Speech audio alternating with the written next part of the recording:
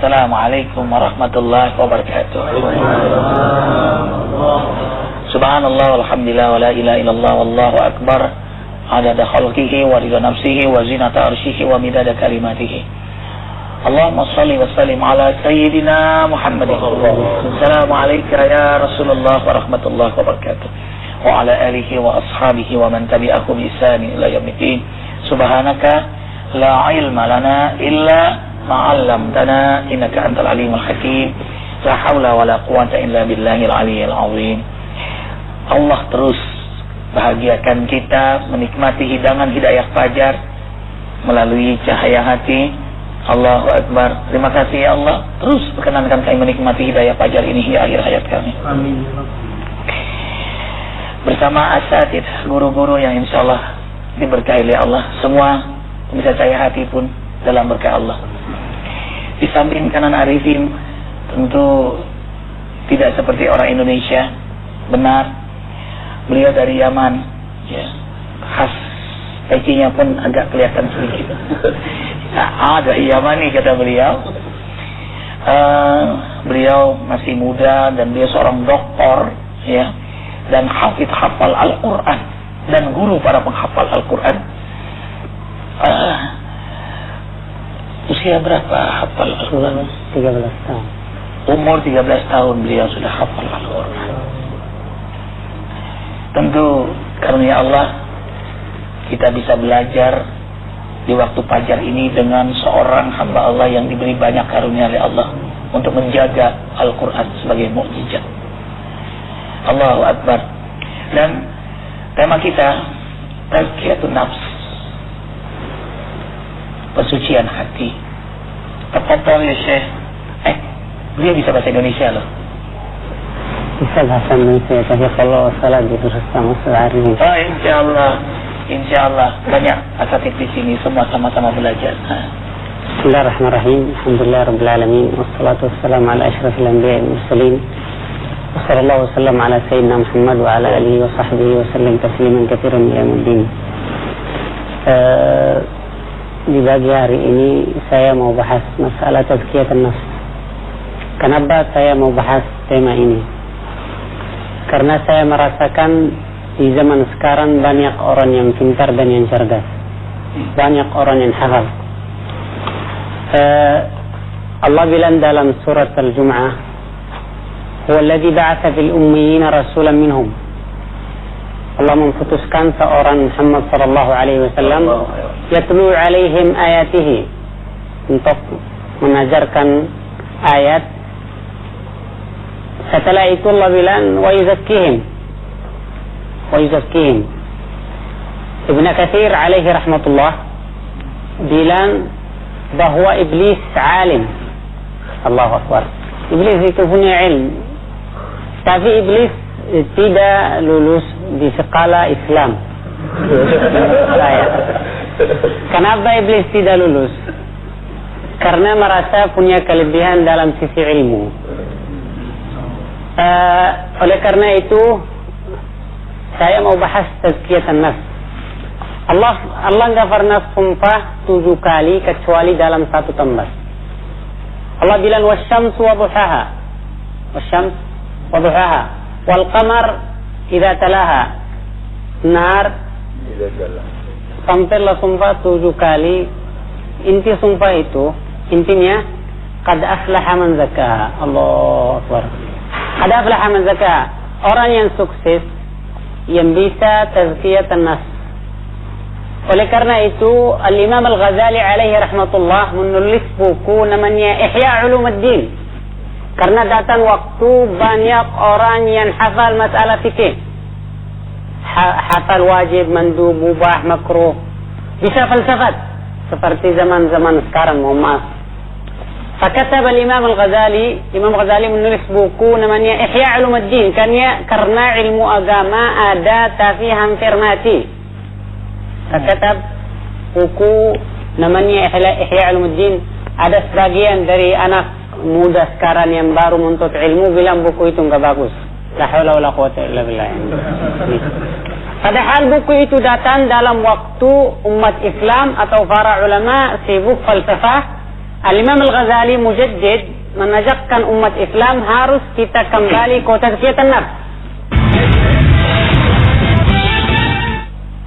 Apa artinya tazkiyatan nafs? Tazkiyatan nafs an ya'rif al-insan nafsahu. Hamba itu harus tahu dirinya siapa. Bahwa Rasulullah sallallahu alaihi wasallam datang Jibril, "Ya Muhammad, wahai Muhammad, hari ini saya punya 3 pesan dari Allah. 3 nasihat, 3 nasihat.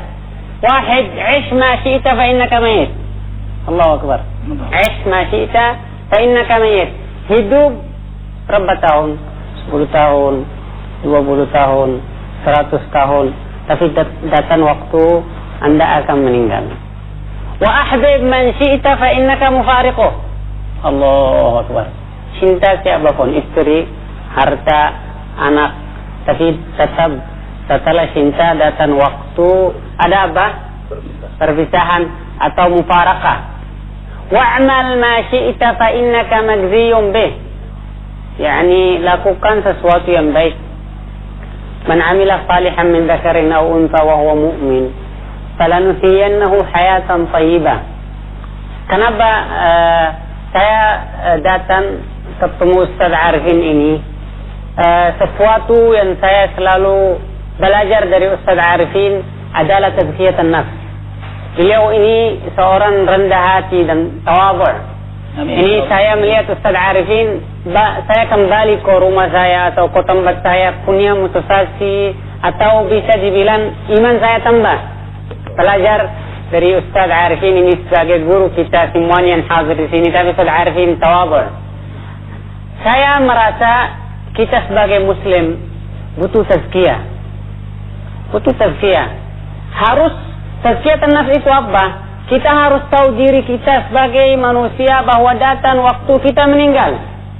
Sekarang lihat, kita keluar dibagi-bagi ini. Ada yang berlomba-lomba untuk mencarikan dunia. Ada yang tidur sampai jam 9.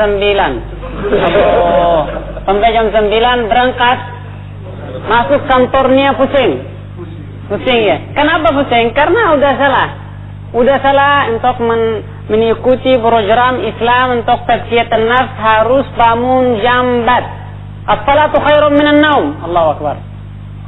Program Islam untuk mentazkiyat hamba ini, manusia ini, satu harus bersalat jamaah. Salat yang harus diperhatikan adalah salat subuh. Salat subuh. Kenapa salat subuh itu jam 4 hingga jam 9? Kenapa? Itu tes yang pertama. Apakah hamba ini hari ini lulus atau tidak? Oh, subhanallah. Lulus masuk skala tazkiyatan nafs. Tes yang pertama salat subuh. Kalau malam kan orang itu semangat. Malam ada, khususnya zaman sekarang ada kopi, ada rokok, semangat semuanya. Tapi tes keimanan itu pas bagi-bagi dengar azan, as-salatu khairun minan naum. Jadi kalau beliau menyebut bagi-bagi itu ya pagi benar. Ya, ikhwan. As-salatu khairun minan naum. As-salatu khairun minan naum. Dan berangkat ke masjid berapa orang dikit? Berangkat ke masjid dikit. Kita lihat, ada seorang tanya, kapan Palestina bisa merdeka?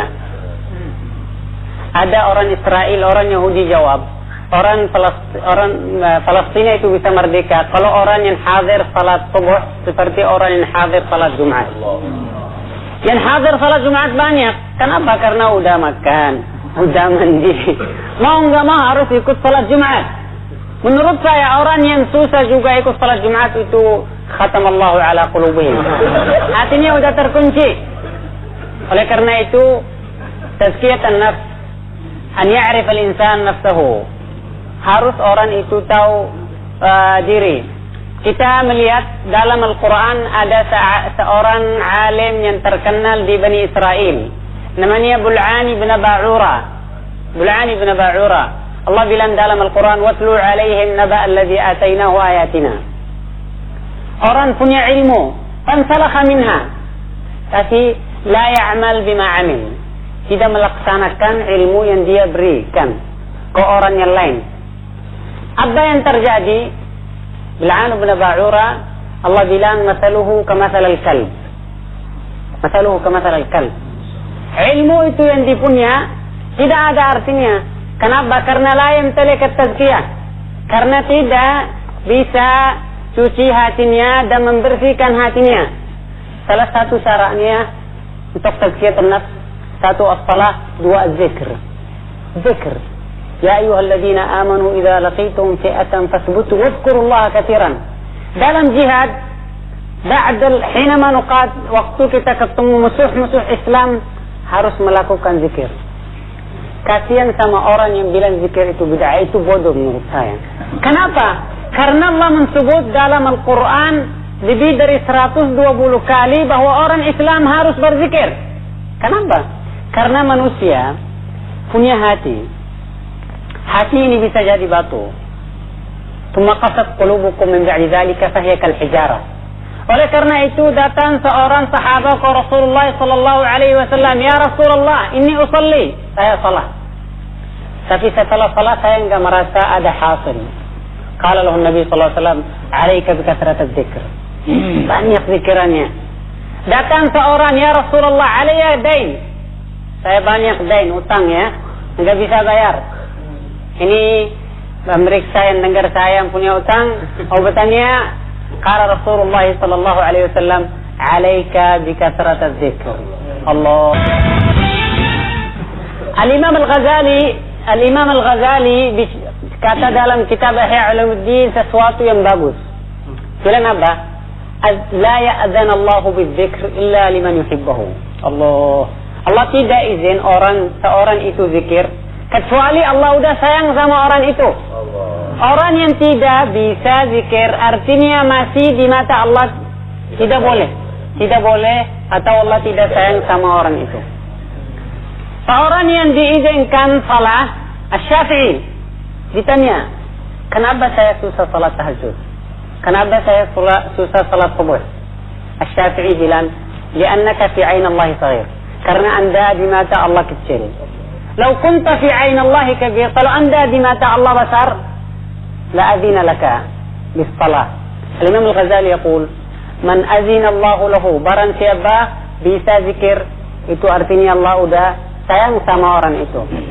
Qala Rasulullah sallallahu alaihi wasallam, "Inna Allah ya'ti ad-dunya li kulli nas." Allah kasih dunia untuk semua, untuk orang maksiat, untuk orang yang ibadat.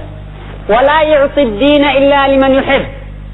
Allah tidak kasih ilmu agama atau ibadah atau zikir kecuali ke orang yang Allah cintai. Maka kita sebagai umat Islam, kita udah punya konsep tazkiyatun nafs. Wahid as-salah. Kenapa harus dalam satu hari 5 salat? Kenapa enggak cukup salat subuh sama salat isya? Kenapa? Karena orang manusia itu bangun salat subuh, salat. Itu tes yang pertama. Habis kerja sekarang sampai jam 12 ini. Langsung harus diservis lagi, bahasa saya. Harus diservis lagi. Salat zuhur. Habis salat zuhur nanti makan, habis makan ngantuk lagi. Mau enggak mau harus ada tes lagi, yaitu sore jam 3. Biar semangat. Habis ba'dal waqtal maghrib udah mulai, bahasa saya mohon maaf kalau kurang fasih, udah mulai capek. Harus mau enggak mau harus tes salat al-maghrib. Program Islam dalam satu hari harus seorang muslim ini sukses dalam melaksanakan 5 waktu. Itu 5 waktu. Ada salat ad-duha. Allah